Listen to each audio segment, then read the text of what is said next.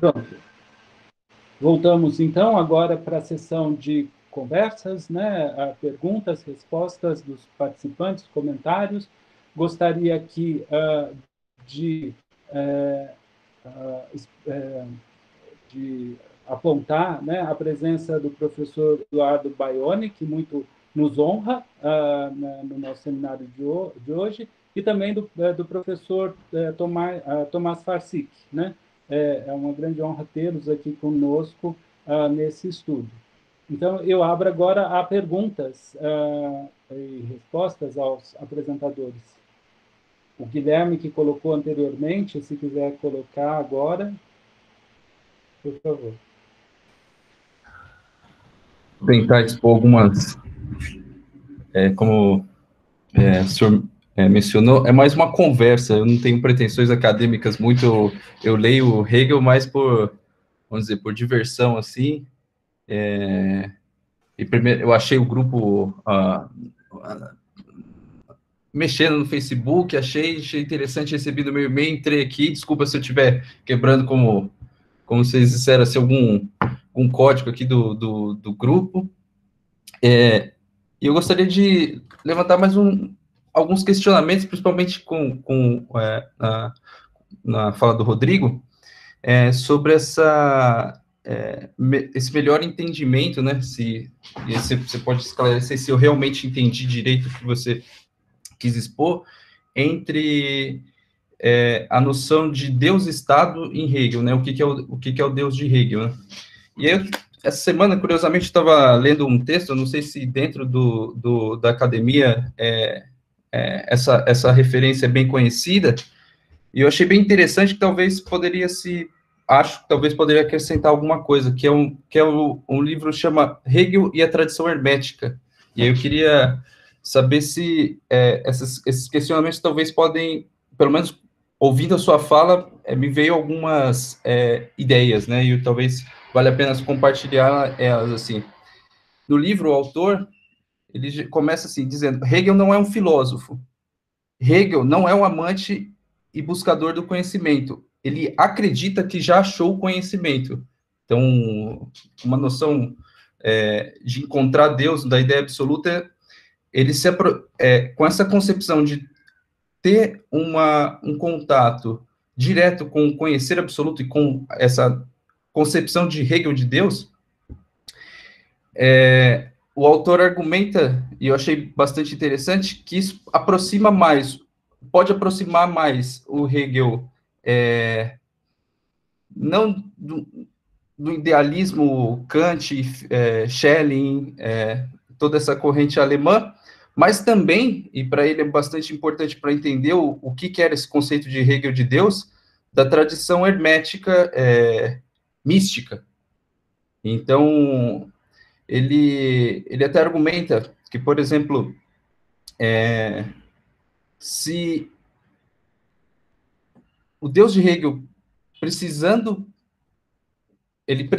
que nós conhecemos ele para ter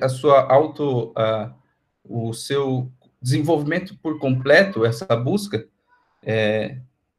e a gente podendo acessar ele, né, se opõe a uma ideia que Deus, uma ideia mais cristã, né, vamos dizer, um cristianismo clássico, vamos dizer assim, que Deus não precisa da gente, né? Ele já é completo por si mesmo, e, portanto, nessa concepção, e o autor tenta expor isso, se nós tomarmos essa concepção, a criação do universo manifestado não tem sentido, porque foi um capricho de Deus, ou seja, ele criando ou não o universo, então não faria diferença, né? É uma propriedade que para ele já é completo, então ele foi um capricho, foi criado, então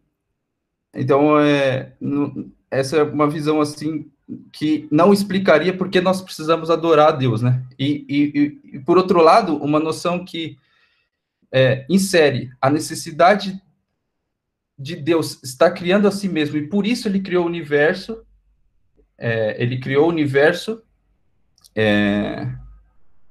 e se completa quando nós conhecemos a ele. E toda a ideia do Hegel de estar nesse processo de desenvolvimento de Deus, e essa parte de nós conhecermos ele faz parte dessa própria propriedade. Então é mais ou menos isso assim que eu gostaria de expor, e eu acho que eu fico... Aí vem a pergunta, né? Será que essa segunda aproximação a gente vai levar a uma noção do cristianismo mais gnóstica, né? Então, não sei aí se Hegel, a mesma atitude que, vamos dizer, que a igreja tem em relação aos gnósticos, também pode explicar a atitude da igreja em relação a um idealismo especulativo e por aí tal. E eu acho que talvez aí não dê para compatibilizar, né, a noção do Estado, de Deus de Hegel, com uma noção mais tradicional cristã, por exatamente essa oposição entre a natureza de Deus, um Deus completo, ou um Deus onde a necessidade de nós conhecermos ele faz parte da própria processo de desenvolvimento dele mesmo, né? Então, é mais ou menos isso. Talvez, não sei se eu estou destoando muito, eu gostaria de, talvez, comentários, assim, se faz sentido isso, o que é. É isso, muito obrigado pelo espaço aí, eu acho que eu vou participar mais vezes desse grupo, toda vez que eu receber no e-mail, um assunto que bastante me interessa, aí, muito obrigado.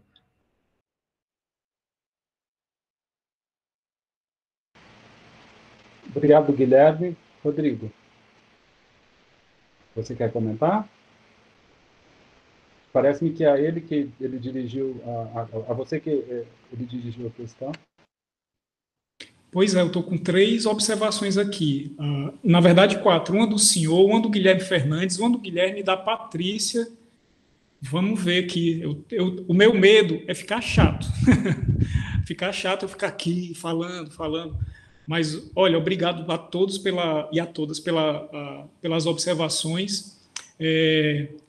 Eu não sei, como a do Guilherme está mais fresca, eu acho que eu posso comentar ele primeiro. Bem, pode ser que seja difícil conciliar esse Deus do que Hegel está falando com como esse Deus pode ser tratado ou estar sendo interrelacionado, em um processo de interrelacionamento com os indivíduos dentro do Estado.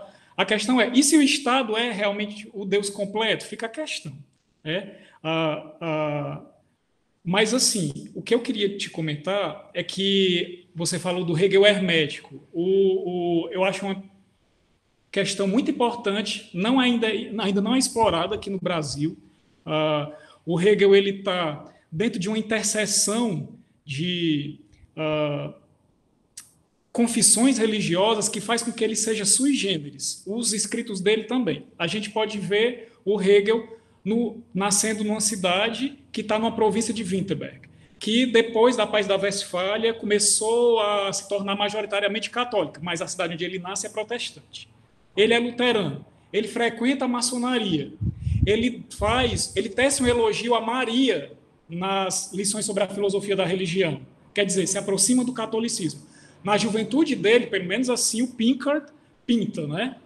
Ele diz que o Hegel, quando era jovem, gostava de ir para a missa, mas ele vem de uma família luterana. A questão que o Guilherme Fernandes levantou sobre os 3 momentos da história, né? Os espíritos, a era do Pai, do Filho e do Espírito, a gente está vendo isso de Joaquim de Fiore, que era tido mais ou menos como um místico. O Hegel era um leitor voraz do Jacob Böhme, que era um pietista, meio místico, frequentou a maçonaria. Quer dizer, dá para explicar o Hegel nesse caldo de confissões religiosas e de práticas religiosas que ele, de certa forma, na sua vida se relacionou? Eu acho extremamente difícil, acho desafiador. É uma coisa que eu não toco muito na minha tese, né, no meu projeto de tese, justamente porque eu já vejo que eu tenho muitos desafios a vencer só lendo as lições sobre a filosofia da religião. Que dirá, olha aí, eu fui inventar de ler a lógica e a enciclopédia e me embananei aqui, né? Não, me embananei não. Estou brincando. Aí, assim, aí eu fico sem te responder, certo? Assim, como é que fica a relação entre Estado e esse conceito de Deus, que pode ser um conceito de gnóstico, tirado daquela noção de pleroma, enfim, eu acho bem complicado, e assim, eu faço um convite, né, para que pessoas se interessem a discutir esse assunto no Hegel, que está sendo, sim, trabalhado no âmbito internacional, mas aqui no Brasil a gente não vê esse lado da pesquisa do Hegel, que tem um bom material, dar pé, né? Guilherme, você tinha falado, deixa eu ver se eu me lembro, que é assim, a questão da religião, né, como a base do Estado. Isso aí a gente vai ver nos parágrafos da enciclopédia. Eu tinha tido uma conversa com o professor Lewis, junto com o professor Baione, sobre esse fundamento comum da religião e do Estado. Um dos pontos em que a gente chegou à conclusão, quer dizer, que a gente chegou numa etapa de negociação, né, é que isso pode ser muito discutido no conceito de disposição, que o Hegel meio que explora depois da leitura que ele faz da religião nos limites da simples razão. O Kant ele fala muito dessa história de disposição. O professor Lewis e o professor Baione, eles pedem para que eu tenha atenção sobre isso, né, sobre como é que essa disposição, que a depender da obra do Hegel, ela tem um colorido diferente, é uma inclinação, é como se fosse uma predisposição a agir conforme o bem, é algo que é absolvido dependendo do ambiente, e aí você vê os escritos pedagógicos dizem uma coisa, a própria filosofia do direito diz outra, a filosofia da religião também fala com uma forma diferente, claro. O Hegel está mostrando momentos de um mesmo conceito em obras diferentes. Aí é um outro receio que eu tenho. Eu tenho que falar sobre Estado. Tá, na filosofia da religião, como é que se dá essa forma de Estado? Porque aí eu tenho medo de usar a palavra funcionalidade. A funcionalidade do conceito, a depender da obra, ela pesa para um lado em detrimento de outro. E eu acredito que a disposição pode me ajudar a ver essa base comum entre Estado e religião. Outra questão que você falou sobre a importância da história. Essa parte da história está muito muito batida na minha tese. Quando eu digo batida, assim, trabalhada demais. Num capítulo em que, após uma conversa com o professor Baione, a gente meio que decidiu usar esse aspecto da história que o Hegel explora, tanto nas lições da filosofia da história, como também nos últimos parágrafos da filosofia do direito, como um diagnóstico de como essa relação entre Estado e religião se verifica, pelo menos no âmbito europeu, né? Porque se eu espalhar para outros âmbitos, aí é uma tese que eu acho que não vou conseguir terminar. E assim, considerar a história, considero, nesse aspecto. Outra coisa, não sei se eu estou... Eu acho que eu esqueci alguma coisa que você teria questionado, não estou me lembrando mais. E aí tem a questão da Patrícia, né? Patrícia, essa tua observação aqui é praticamente a minha tese. Com a diferença de que eu não peso muito a mão sobre os movimentos hegeliano de direita, hegeliano de esquerda, em que há um debate, né, sobre o que é a religião. Aí você vem o Eduard Gans, entra na história, o Bruno Bauer, aí o Feuerbach, que foi aluno dos cursos de religião, né, do Hegel, cria um próprio grupo dele. O Marx é um deles. O Marx vai fazer uma leitura mais ou menos religiosa da crítica, né, a filosofia do direito do Hegel.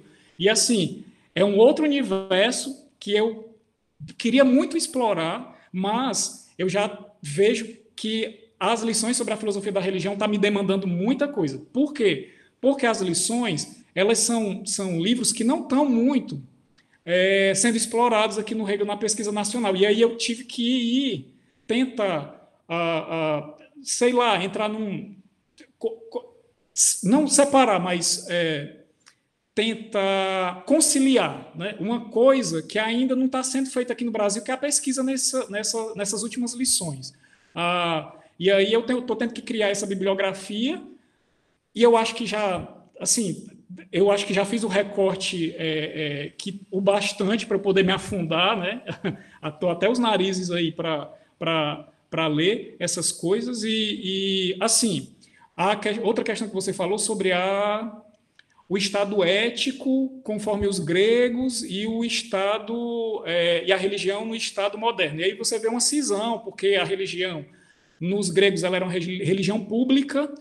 O grego não tinha uma noção muito clara do que era vontade. Essa noção de vontade ela só vai aparecer na filosofia moderna. Querendo ou não, o que a gente entende como religião, ela está muito voltado para o âmbito privado. O que o Hegel está querendo trabalhar aqui é uma noção de assegurar direitos de confissões religiosas, tanto em âmbito privado como em âmbito público. E se eu não... sobre a questão do espírito do povo, né? Essa noção ela vem mudando de acordo com a obra do Hegel. Nos Escritos da Juventude, que eu faço uma leitura inicial, ele meio que explora isso na positividade do cristianismo, ele abandona. Em outra fase dele, vai cuidar mais do que é a fenomenologia do espírito.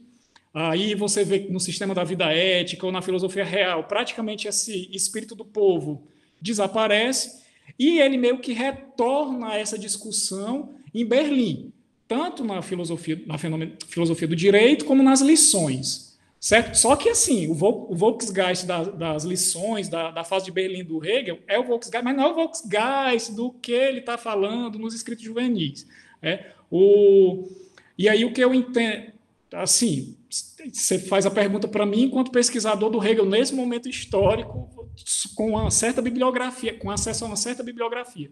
O espírito público que o Hegel está trazendo nos seus escritos de Berlim, ele recupera muito mais uma noção de vida, e aí a vida, no caso, vai ser vida ética, que o Hegel já trata de forma muito inicial nos escritos juvenis, do que é propriamente o Volksgeist que ele tenta definir falando sobre a religiosidade grega. Enfim, eu acredito... professor Ricardo, tem um parágrafo na enciclopédia, é o 564. Eu sempre me lembro desse parágrafo, que inclusive é algo que o Hegel retoma no prefácio ao livro do Heinrich, que ele diz que Deus estaria se conhecendo a si no homem. Aí é por isso que eu sempre falo, Deus está se tomando autoconsciência de si, quando os indivíduos também tomam consciência de que Deus existe. Deus é somente Deus enquanto ele sabe a si mesmo, seu saber, se além disso, sua consciência de si no homem. E o saber do homem sobre Deus. Aí eu sempre ficava imaginando que seria isso. Deus está se conhecendo a si também no homem. Tanto é que Deus não é invejoso. O Hegel fala isso na enciclopédia, volta lá na filosofia da religião, meio que citando Platão e dizendo, olha, Deus se mostra, né? E ele precisa do indivíduo para o indivíduo reconhecê-lo. Enfim, não sei, eu tinha feito essa leitura assim, pode ser que eu precise de um aprofundamento, né, nesse parágrafo. Por isso que eu sempre falava sobre isso, inclusive está apresentado também no trabalho, que é algo que foi até um texto que, inclusive, eu tentei publicar, ainda não saiu resposta. Bem, é isso. Eu acho que eu não respondi à altura das considerações que vocês me deram, mas eu sou muito feliz, porque, pelo menos, a minha apresentação criou esse ambiente de fazer perguntas, né? Obrigado, gente. Professor Baione, obrigado por ter vindo aqui, tá certo?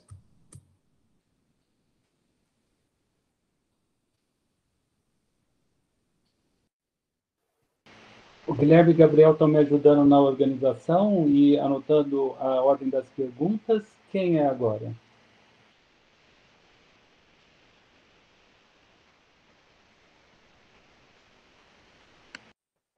Ninguém se manifestou até agora, professor. Pelo menos não aqui no chat. A Patrícia parece que colocou uma questão, talvez seja... Patrícia, você está aí? Você consegue falar? Quer explicar a questão verbalmente? Professor, o Rodrigo acabou mencionando, se não me engano, a Patrícia na resposta dele, que ela endereçou a pergunta para ele. Ah, tá. É que como eu não li a pergunta dela, eu não sabia exatamente. Ah, tá bom, ok. Quem mais gostaria então de colocar alguma coisa, fazer comentários? É que Eu nós poderia temos tempo. comentar o comentário que o Rodrigo falou, né? Então, você colocou a questão da comparação, né, da análise, né? Como se ela fosse capaz de se perder nessa progressão, né? Mas eu acho que é exatamente esse caráter de ser livre da análise, essa liberdade entre muitas aspas, que eu acho que evidenciam esse caráter análogo ao que acontece com o método absoluto, né? Porque, embora em psicanálise se diga, olha, fale qualquer coisa que vem em sua mente, não é qualquer coisa que vem na nossa mente, né? Embora, pelo menos a gente imediatamente não vai ter consciência dessa necessidade, né? Eu acho que a mesma coisa acontece com o método absoluto, né? No sentido que ele tem que colocar para si esse começo, né? E nisso a gente pode ver mesmo nos próprios escritos do Hegel, quando o Hegel vai escrever uma introdução, ele fala, olha, eu não precisava estar fazendo isso daqui, eu estou fazendo porque preciso de uma introdução, porque o editor me falou ali, né? Então ele sempre premedita, né, para começar. Então eu acho que isso também pode evidenciar, de certa forma, uma certa, né, por onde enganchar esse caráter necessário, né, que é análogo isso em análise, quando após você ter colocado toda aquela progressão de eventos, acontecimentos contingentes no qual você está colocado, você rememora e revê tudo isso, né? Eu acho que é meio esse movimento, esse retorno, né, que o Hegel está querendo, né? Porque esse começo ele é abrogado, né? Você não começa, o pensamento não começa simplesmente, né? O pensamento é infinito. Então você tem que abrogar o começo e o começo tem que aparecer no final enquanto uma criação do mundo, né? Eu acho que eu quis mais ou menos explicitar esse caráter, não que fosse uma progressão. Eu acho que eu não vejo que essa progressão ela vai, ela não vai fechar, mas que justamente ela que coloca essa possibilidade da contingência, né? da necessidade, né? Agarrar e fazer a progressão conceitual. Eu quero aproveitar uma pergunta em relação a isso que o Felipe falou. Eu vi que a Ana postou uma pergunta na Lacerda, mas, Felipe, mas para onde caminha? Então, você falou assim, isso não caminha para um fechamento, etc. e tal. Isso caminha para algum lugar? Ou não? A gente está andando ao léu e, tá bom, tem isso, tem aquilo. Se caminha para algum lugar, para onde caminha? Não, eu quis dizer que caminha, né? Porque, pelo que o Rodrigo falou, comparando com a análise, não pareceria, né? Mas isso diz respeito ao caráter negativo do método, né? Mas como ele também incide sobre o próprio positivo, né? Ele mostra como se concatenam os conceitos e culmina no fim que é o espírito absoluto, né? Deus criando, colocando a realidade, né? Colocando-se na forma como diz o Yesk, colocando-se na forma espiritual da religião, da filosofia e da arte, né? Tem um final, né?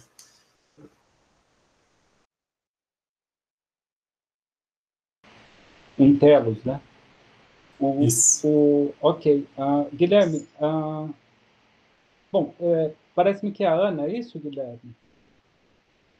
Bom, eu vou passar para o Guilherme, que ele vai conduzir essa sessão melhor que eu, das perguntas e respostas. Ok. Ana, você gostaria de fazer seu apontamento por áudio mesmo, ou você gostaria que a gente lesse?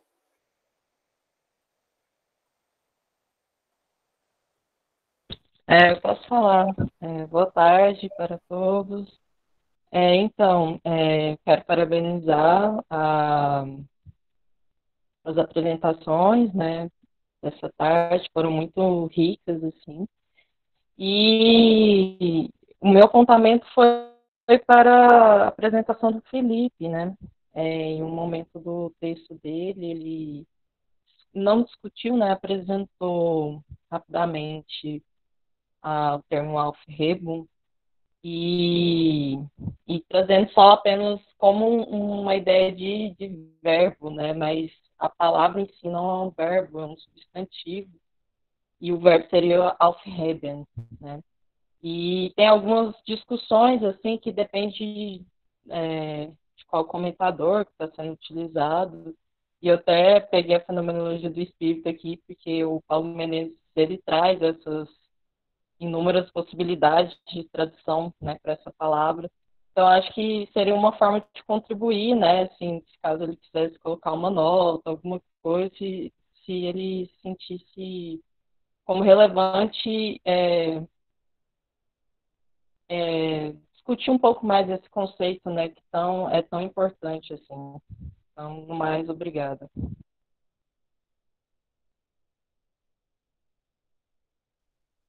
Felipe, você gostaria de falar alguma coisa? Assim, inclusive eu coloquei, né, Aufheben como verbo, né? Depois como substantivo, eu falo depois, né? Mas realmente é um ponto bastante problemático, né? Inclusive, o próprio termo absoluto tem essa diferenciação. Eu acho que para um estudo posterior e também para implementação disso, eu preciso ver, né?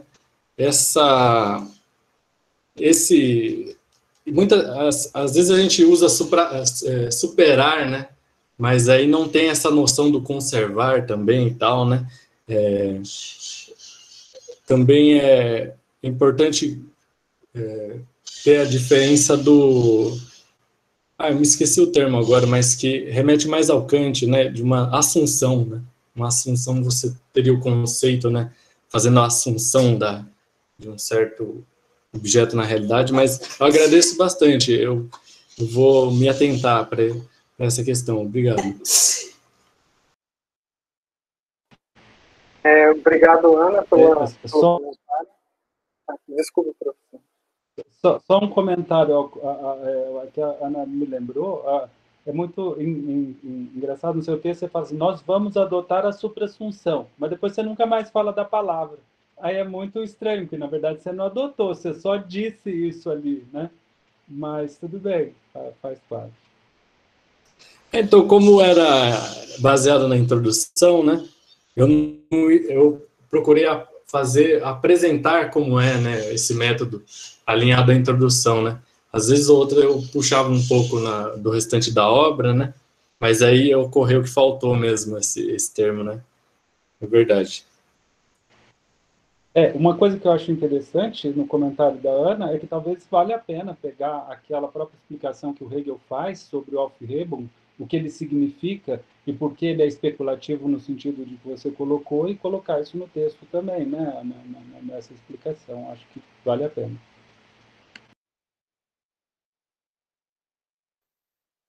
Mas alguém gostaria de fazer algum comentário, alguma questão?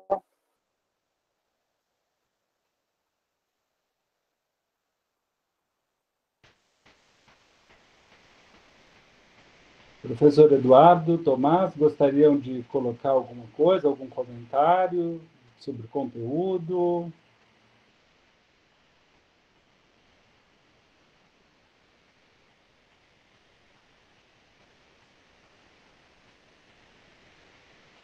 Aqui, abri o microfone agora.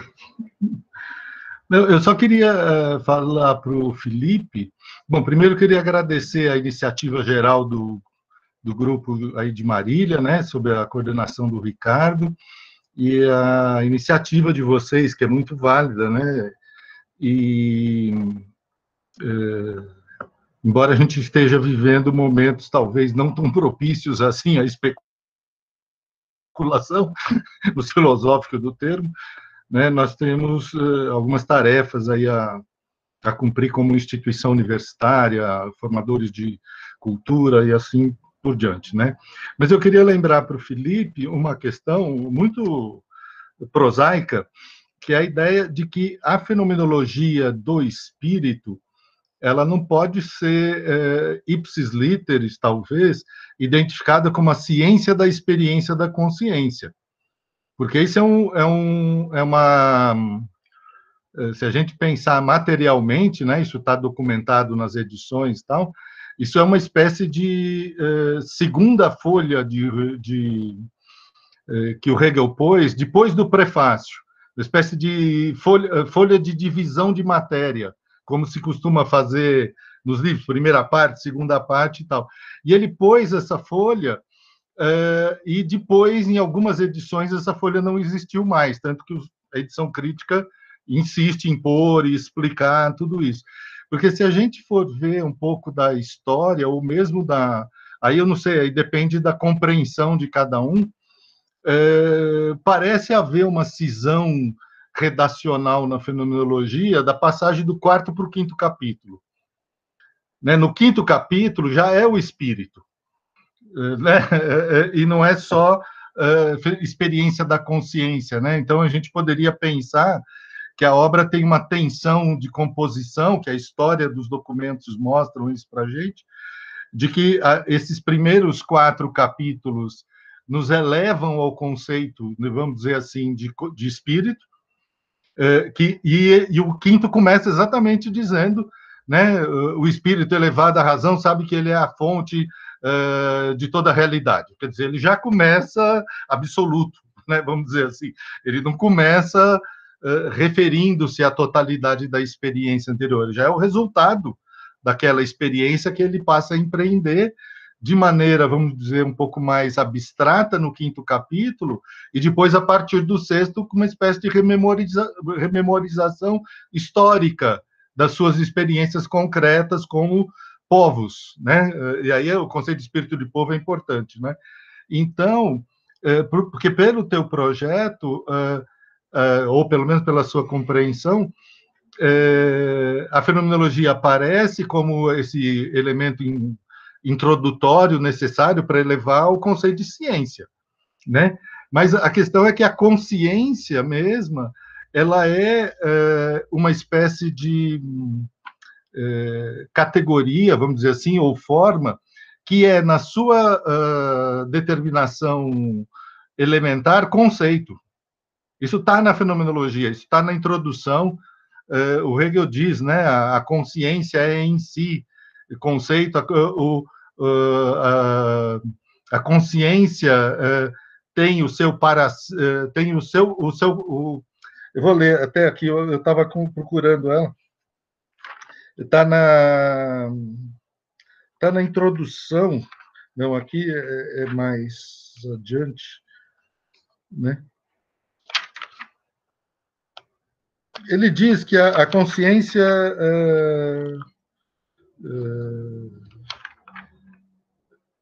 é para si o seu conceito, né? Ou para si da consciência é o conceito, né? Então, eu sempre entendi que essa dinâmica interna, que categorialmente é exposta na ciência da lógica, na fenomenologia, sem o Hegel se dar o trabalho de dizer, olha, aqui estou antecipando tal categoria lógica, porque isso não estava pronto, né? Já começa a caracterizar a própria dinâmica, vamos chamar assim, da consciência, como movimento de conceito. Então, o conceito está, né, em princípio, operando na figura ou na forma da consciência. Por isso, a consciência se põe para além dela, né, onde ela põe o limite. Todas essas experiências que são da consciência são as etapas lógicas do desdobramento do conceito. Só que o Hegel não entrega, assim, explicitamente como a gente gostaria, né? É assim, olha, veja assim, veja lá na minha obra futura que eu vou fazer. Não tem. Mas tudo, então, a figura da consciência, ela, digamos assim, paira sobre a totalidade da exposição, inclusive na forma do espírito absoluto. O espírito absoluto é consciência de si, ou autoconsciência. E a mesma coisa ele é como né, referido no âmbito religioso com a figura de Deus. Né? Você não pode pensar a ideia de um Deus inconsciente. né? Um Deus não consciente. Então, aí eu toco só a pergunta que o Ricardo fez para o Rodrigo, né? Não para livrar a pele dele, que bem pode esfolar à vontade, né? Mas brincadeiras. Essa é uma polêmica que vem de muita tradição, né? E aí eu acho que não tem nada a ver com o hermetismo, que o Hegel era um bom leitor de alguns desses intérpretes, especialmente do Böhme, como o Rodrigo falou. Então, a gente responde a vários problemas nessa questão. Um deles diz respeito à crítica ao Spinoza, né? Na crítica ao Spinoza, quer dizer, a substância ou não é sujeito, porque ela não tem essa reflexividade própria. E aonde que ela não tem? Ela não tem porque não tem a mediação em linguagem spinozana com modo finito. Ou tem, porque lá na quinta parte da ética, o Spinoza trabalha com a ideia de amor intelectual de Deus, né? E ele diz que o amor intelectual de Deus, do homem, o amor intelectual de Deus, digamos assim, movido pelo homem em direção a Deus, é parte do amor de Deus para com o homem. Então, ele, na compreensão do Hegel, essa frase do Spinoza fecha, né, a carência de reflexividade que o Spinoza não conseguiu expor na totalidade da obra dele, né? E nesse sentido, eu concordaria com a expressão que o Rodrigo foi buscar lá no parágrafo da enciclopédia. Quer dizer, propriamente Deus, ele precisa de saber de si mesmo como Deus através da mediação no interior da consciência do sujeito humano singular, né, sob o registro da fé ou da compreensão filosófica, né? Então, nesse sentido, o absoluto em Hegel, na minha compreensão, só se faz absoluto na medida que justamente, né, toda a estrutura teológica se fez homem singular no Cristo e depois se faz unidade espiritual na singularidade dos homens em geral, né, que compartilham dessa substância ético-religiosa, veja, em termos de história mundial, né? O Hegel vai chamar o Estado de Deus na Terra, né? Ou algo desta ordem, né? Não que signifique uma espécie de endeusamento ideológico da figura do Estado, né? Mas que a função que o Estado exerce no âmbito da política laica moderna da Europa é análogo à solidariedade da substancialidade ética que a religião exerceu. Por isso, uma das questões que o Guilherme Fernandes fez para o Rodrigo, me parece assim, o Hegel associa, sem dúvida, que a substancialidade ética vem da religião, mas na filosofia do direito, que em vários parágrafos ele distingue, olha, o que eu estou trabalhando aqui é o conceito do Estado. Não estou preocupado, diz o Hegel, em estabelecer a vinculação histórica dessa explicação. Então, são dois discursos que, é evidente que em algum momento a gente gostaria ou gosta de ver essa conjunção, mas o Hegel não está preocupado na filosofia do direito em elencar vinculações históricas que justifiquem a gênese conceitual do Estado. Essa vinculação histórica, que é pressuposta, dada e na obra de vários intérpretes que ele discute em geral, me parece melhor construída sobre um registro não tão conceitualmente rigoroso na filosofia da história. Na filosofia, por isso que o Rodrigo falou dessa nossa, ou dele, né, porque no fundo é ele que vai tomar a decisão, né, de que toda a descrição que o Hegel faz na filosofia da história sobre esses embates entre igreja e Estado, né, principalmente na modernidade, depois da Reforma Protestante, é, de certa forma, uma espécie, vamos pôr entre aspas aqui, talvez depois a gente venha tirar as aspas, é uma espécie de comprovação de uma leitura de um movimento histórico que corresponderia ao desenvolvimento de etapas categoriais do conceito. Né? Então, digamos assim, a história prova, né, comprovaria, né, aqueles desenvolvimentos categoriais que o Hegel apresentaria na filosofia do direito. Isso é uma hipótese, talvez plausível de interpretação, talvez não, né, mas não implicando que a descrição histórica é a fonte das distinções categoriais. Isso o Hegel, na minha compreensão, ele opera um pouco descoladamente, né, desta questão. Não sei se esses textos que eu mencionei estão mais ou menos claros na mente, né, perto do parágrafo 270, por ali, né, ele insiste em dizer que ele não está interessado em fazer a gênese histórica, né, material, documental do Estado. Porque lá ele apresenta, tem três, né, o fundamento religioso, a gênese, digamos, antropológica, étnica de uma família que dá origem às estirpes de uma nação e assim por diante. Tudo isso, o contrato originário, né, o contrato à la Rousseau, Hobbes, tudo isso são hipóteses da gênese do Estado. Ele não está nem um pouco interessado em resolver esse problema no sentido pleno da palavra, me parece. Né? Bom, é isso, Ricardo. Desculpa se meti o bedelho onde não devia. Imagina, muito obrigado pela aula. Eu até agradeço, a gente está gravando, porque agora está gravado, depois a gente pode indicar. Não, mas isso a gente desmente. Depois a gente fala que saiu, tirou do contexto. Da carteirada, olha aqui a carteirinha de juiz, de desembargador. Agora já está gravado, não entendi. Mas eu agradeço muito, muito. Agora, eu queria fazer uma pergunta, eu não tive tempo, eu conectei aqui, saí e tal, eu não entendi o nome de alguns intérpretes que o Felipe mencionou. Eu vi que você falou da Malabu, mas teve uns 2 ou 3 intérpretes que me escapou, assim, em termos de audição. Eu falei do Lebrun, da Rebecca Comey e o Frank Ruda. Então, porque você acha que uma hora falou Comey Ruda, eu falei, mas é um Comeine mais quem? Não, é isso. E, aliás, isso é uma outra coisa que a gente vai estar tendo dificuldades crescentes, um outro aspecto, né? Então, eu queria me pôr à disposição aí do Ricardo e do grupo, que cada vez mais difícil a gente arrumar os textos, porque os preços dos livros estão absurdamente proibitivos, né?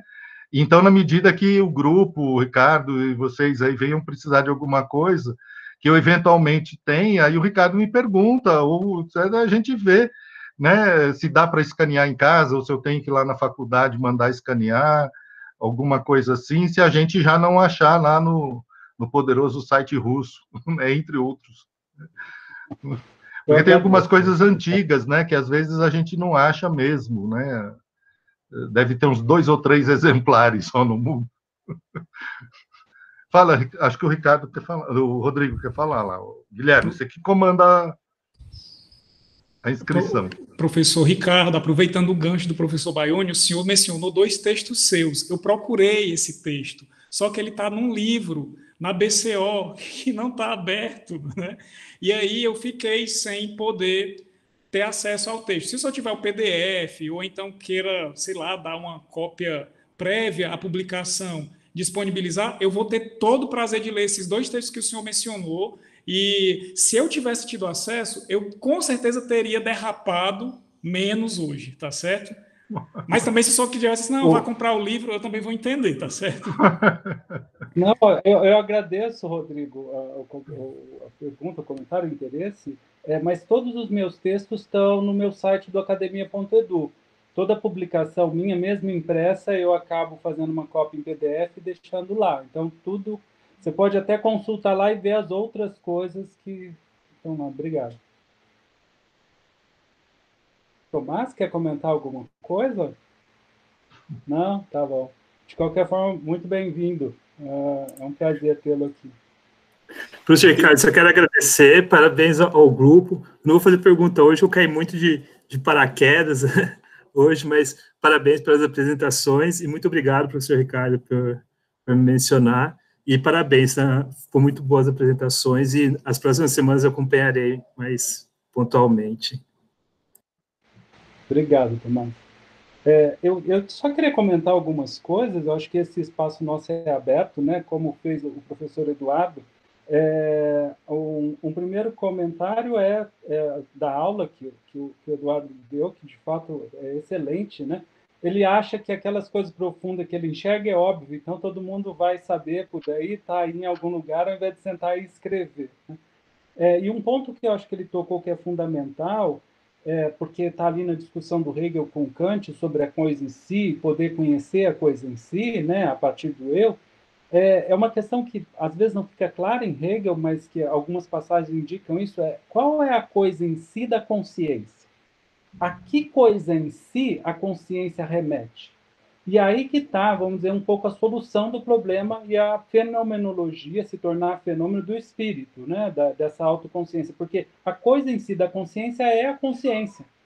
Então, ao tomar consciência da consciência, em termos de autoconsciência, e se desenvolver, e mais, né, desenvolver a totalidade no interior da consciência, porque é essa reflexão que está sendo feita, como ele indicou, você tem agora uma nova forma de filosofar, de filosofia, que, ao meu ver, é isso que justamente a fenomenologia do espírito inaugura, né? Então, eu agradeço ao professor Eduardo por colocar isso assim de uma forma clara né, e permitir a gente essa reflexão. Eu queria comentar uma coisa sobre a história do tomar consciência, Deus tomar consciência via consciência humana. E aí eu vou usar justamente a passagem que o Rodrigo citou, primeiro lendo ela, depois comentando alguma coisa sobre ela, de que ele fala que requer, isso é a Enciclopédia das Ciências Filosóficas, né, comentário ao parágrafo 564, né, da religião revelada, na tradução do Menezes, na página 347, no finalzinho, então, do comentário, ele diz: requer-se uma especulação aprofundada para aprender correta e determinadamente no pensamento que é Deus como Espírito. Aí se encontram contidas, antes de tudo, as proposições, e ele cita as proposições. Deus é somente Deus enquanto ele sabe a si mesmo. A outra, seu saber-se é, além disso, sua consciência de si, ou autoconsciência no homem. E o saber do homem sobre Deus, e ele grifa esse sobre Deus, então aí está a interpretação que o Eduardo disse, olha, ele precisa do homem para saber-se, né? E, por fim, saber que avança para saber-se do homem em Deus, e aí ele grifa esse em Deus. Então, se ele está em Deus, Deus é maior do que ele, né? E aí fica sempre a pergunta, que isso é colocado entre os comentadores, né? Mas e Deus, se não tivesse o homem, teria consciência de si? E é como eu digo, como o Eduardo também comentou, é muito estranho um Deus que dependesse disso para ser consciente de si.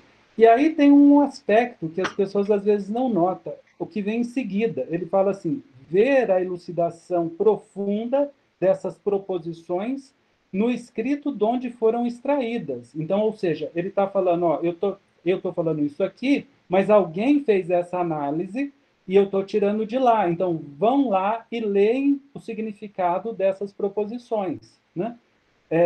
E essa parte apareceu na Enciclopédia de 1930, na terceira edição. Na de 27, que é 3 anos antes, não tem, né? E qual é esse texto? É o aforismo sobre o saber e o não saber, de Geschel. E Geschel é um hegeliano de direita, um dos principais, vamos assim dizer, hegeliano de direita. Então, ao escrever isso, Hegel está dizendo, olha, eu sei que existe essa querela dentro da interpretação da religião e de Deus, do que eu estou falando, porque isso já existia mesmo no tempo de Hegel, isso se acentua depois da morte dele, que é a cisão entre os intérpretes dele, que, na verdade, ao meu ver, não é uma cisão de interpretação, porque os hegelianos de esquerda não dizem que Hegel diz que Deus não é, ao contrário, eles assumem que Hegel está dizendo isso e se colocam contra Hegel, esboçando uma nova filosofia, não interpretando a filosofia do Hegel, vamos assim dizer, numa linha esquerdista, né? O esquerdista é péssimo a palavra, numa linha de que Deus não é consciente de si, que não existe, que sem essa vertente teológica. Ao contrário, eles criticam essa vertente teológica, entendem que Hegel a faz. E, ao meu ver, ele, quando traz Geschel aqui, justamente está assumindo essa vertente teológica e mostrando aí sim a relação de Deus, não como algo apartado do mundo, mas como no mundo. O absoluto está aqui, como ele diz. Né? É aquilo que sempre está aqui. O problema é nós entendermos o que é esse absoluto. E mais, o absoluto é espírito. Então, o espírito absoluto está aqui. Como ele está se manifestando? Aí entra o papel da mediação. Então, e a mediação é através dessa autoconsciência. E se de fato a gente está conhecendo Deus, o nosso saber de Deus em nós não pode ser só uma representação nossa. Tem que ser o saber de Deus mesmo, tem que ser verdadeiro.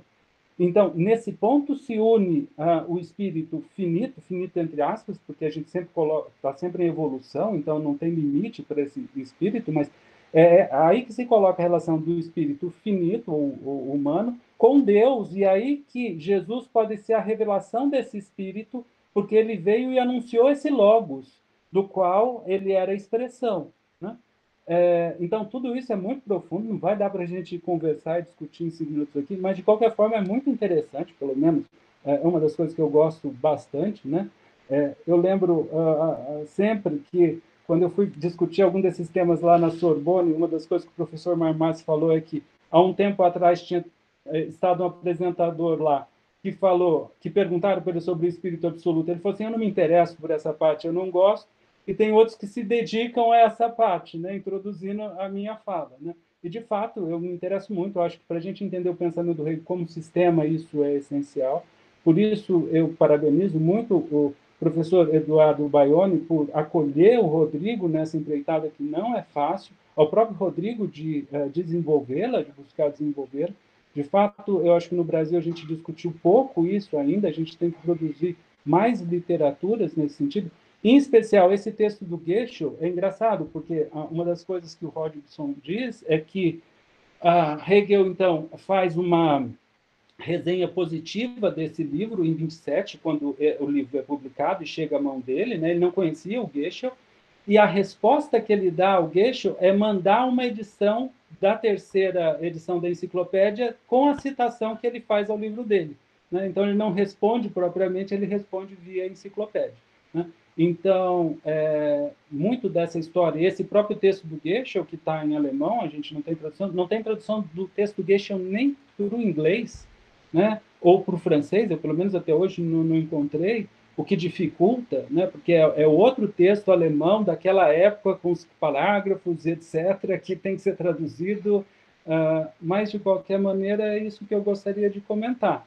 Mais do que fechar essa questão, eu acho que ela está na ordem do dia e é necessário desenvolvê-la mais. Né? E eu agradeço a participação, né, de todos e levar essa questão em consideração e a gente trazê-la aqui e relacioná-la com a ciência da lógica, que, como a gente viu, até pela citação explícita lá, né, da apresentação de Deus antes da criação do mundo, tem uma relação que nós, como os intérpretes de Hegel, temos o dever, né, alemão de tentar entender o que ele estaria dizendo com essa expressão ali dentro. Né?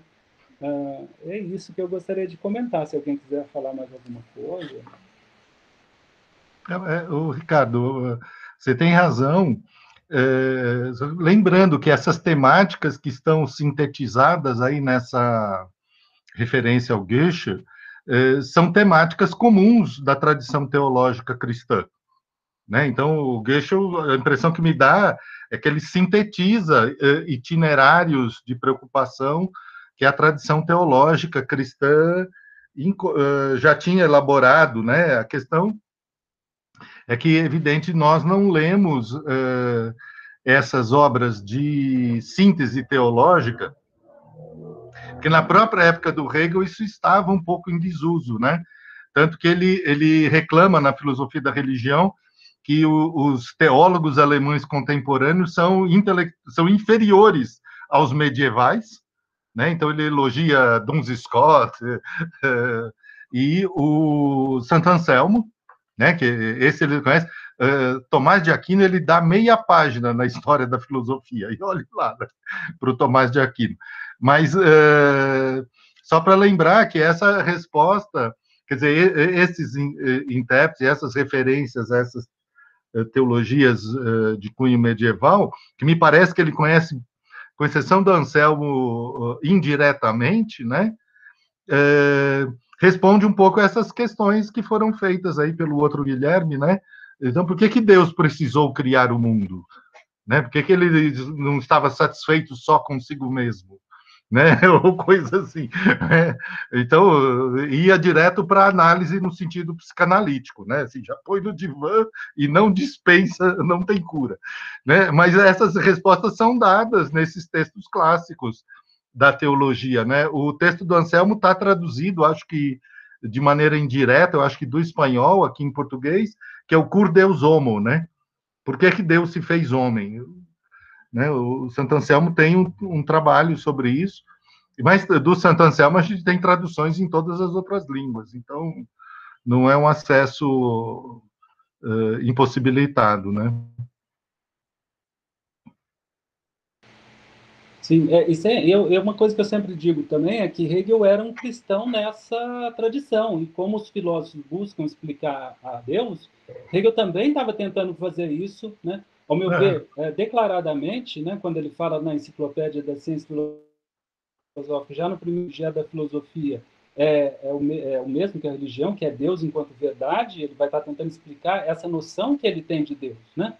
Então, quando a gente fala do Hegel de Deus, né, o Deus de Hegel, melhor dizendo, é uma tarefa, né? E ele coloca lá no parágrafo da enciclopédia que estabelecer essas determinações do ser e etc. é tentar determinar o que vem a ser Deus, né? Então, a gente está tocando aqui, eu acho que em pontos centrais da interpretação do sistema. Assim, fico muito feliz que a gente está fazendo isso aqui com o seminário, que ele está servindo como instrumento para isso e que a gente está estudando isso. Né? Eu, particularmente, eu gostei, que eu ganhei várias pérolas aqui que vocês falaram, eu aprendi com todo mundo, então me sinto muito feliz.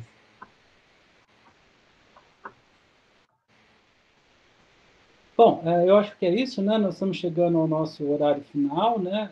De novo, agradeço muito, né, aos participantes, em especial hoje ao Rodrigo e ao Felipe, ao Eduardo Baioni e Tomás Mendes Farsic por estar aqui, e a todos, né? Porque vocês também fazem parte dessa discussão e da finalidade para o qual o grupo existe e para esses estudos mesmos, né?